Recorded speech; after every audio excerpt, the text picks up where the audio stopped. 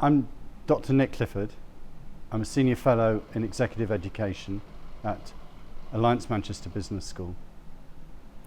And I'm the Programme Director for the short programme for TEXEM, which we've been running here in June 2016. What we've tried to do on the programme is to think about leadership and thinking strategically, and trying to implement those strategies through thinking about how do you do organisational development, how do you think about the ways in which an organisation thinks about ideas and develops them.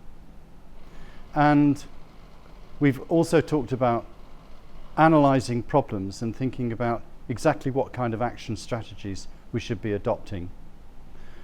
And finally, we've talked about strategic alignment across all organisations when you're trying to make substantial transformational change take place. So it's been a challenging programme, and it's caused us to think quite strongly and powerfully about what challenges we're facing. But in turbulent times, when we're trying to find superior in performance, these are the kinds of things that we have to tackle as leaders in the international world. And we've been very grateful for the TEXEM programme here, who've come to visit us, to share their experiences with us and for us to share our learning.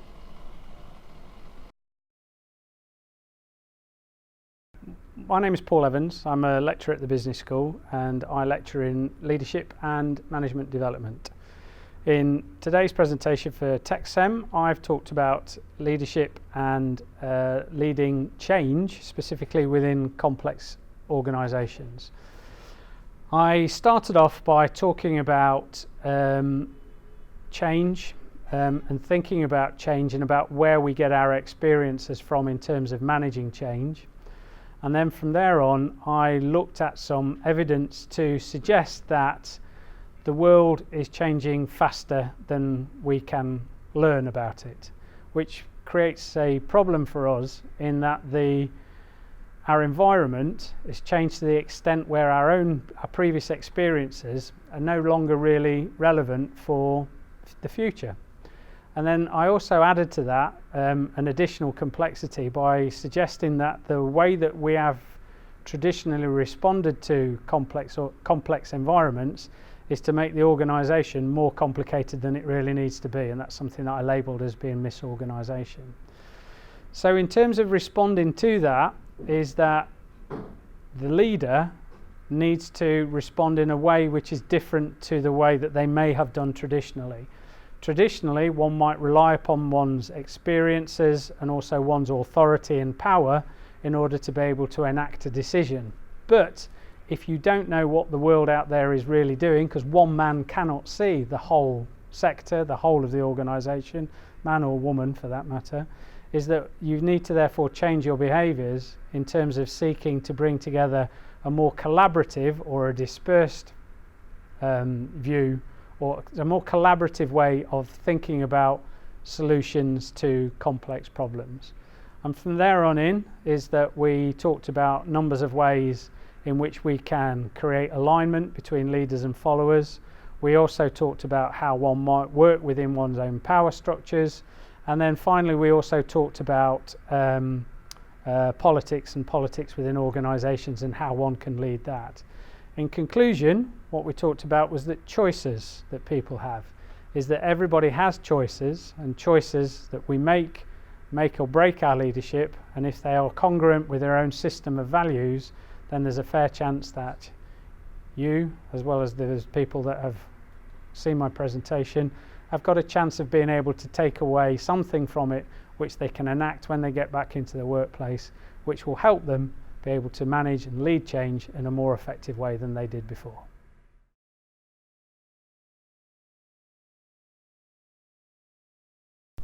My name is P.K. Richest and I'm visiting senior fellow in the Manchester Business School.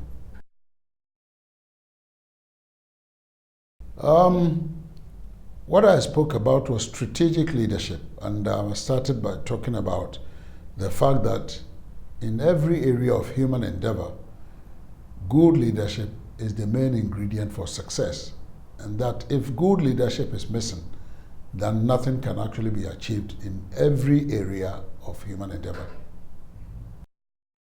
Yeah, this is the first substantive lecture for this course, and participants were very active. They participated, they asked questions, they made contributions, which was good, and we made it very lively.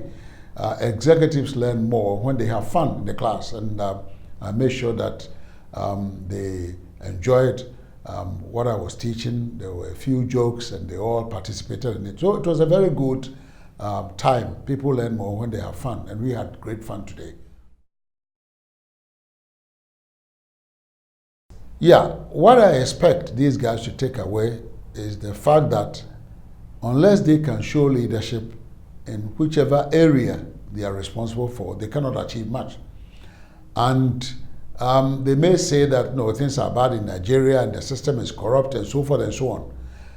If they are going to take on board some of the concepts we have shared here, and they will make an attempt to change the corners they are, brighten the corners, they can still achieve something. I made a point very clear to them that they don't have to wait till Nigeria is clean of every corruption or every bad thing before they can actually make a difference.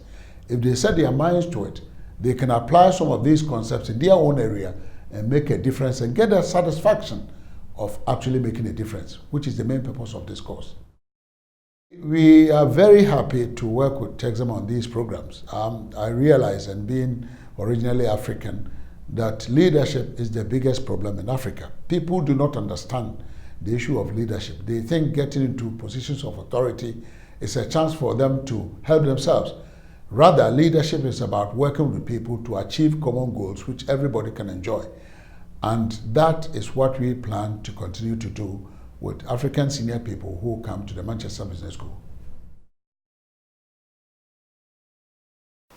I'm Howard Barry. I'm a partner of Richest, which is a large international law firm, and for my day job I spend my time advising on the structuring and financing of projects, mainly in Africa, both West and East Africa.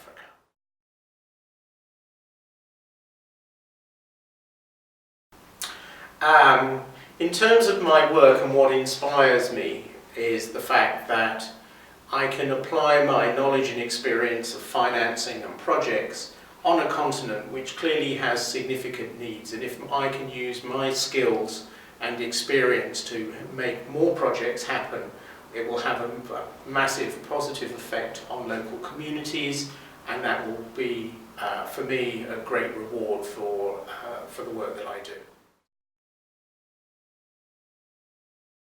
Yes, my session today covered two themes.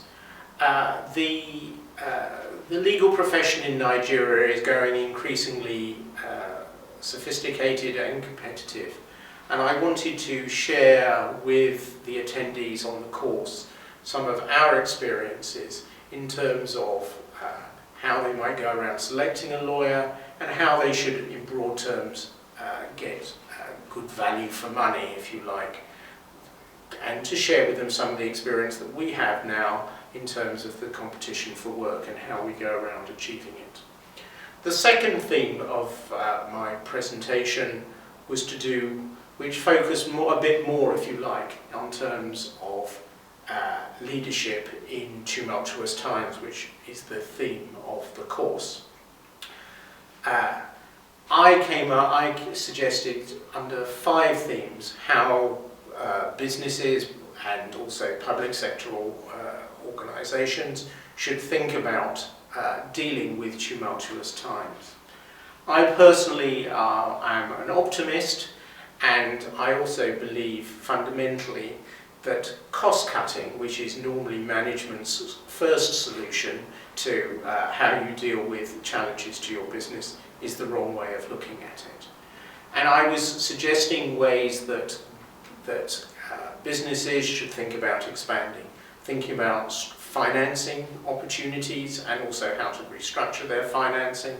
But I spent quite a lot of time focusing on about added value services, because I believe that whatever business you're in, if you can create extra value for your customers, you will create loyalty, and that will create more business all of itself.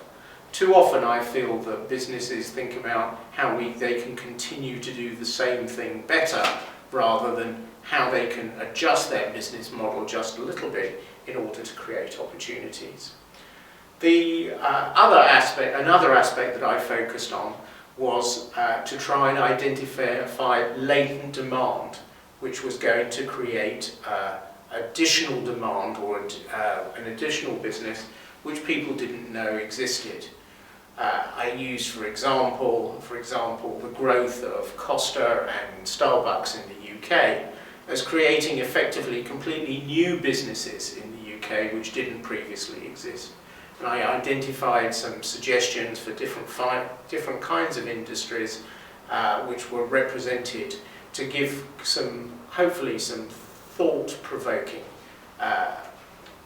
ways in which the attendees could think in a positive way about growing their business and changing their business. One of the questions from the floor was from newspaper publishers who found that the demand for newspapers were going down in Nigeria. And I came up with some suggestions relating, broadly speaking, around selling premium content at a higher price to a slightly different market, while recognizing that your basic model is going to, where there's potentially a less sophisticated readership who won't be willing to pay that much more, we're going to stay the same. But you needed to diversify and therefore use the additional capacity and journalistic capability that they have within their organisation to tap into in a slightly different way than they do currently.